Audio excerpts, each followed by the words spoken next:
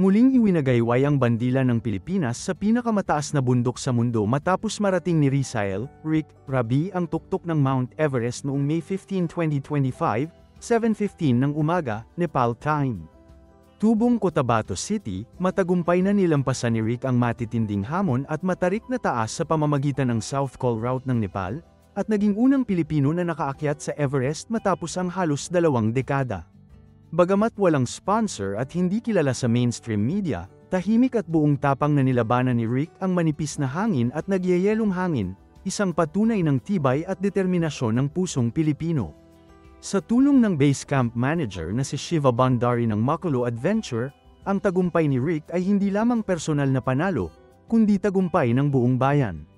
Kinumpirma ng kanyang may bahay na si Eileen Rabi sa social media ang nakamit na tagumpay, kalakip ang taos-pusong papuri sa katatagan at kababang loob ni Rick. Habang siya'y bumababa pa mula sa bundok, buong Pilipinas ay nagsasaya at ipinagdiriwang ang bagong yugto ng inspirasyon sa kasaysayan ng Filipino mountaineering.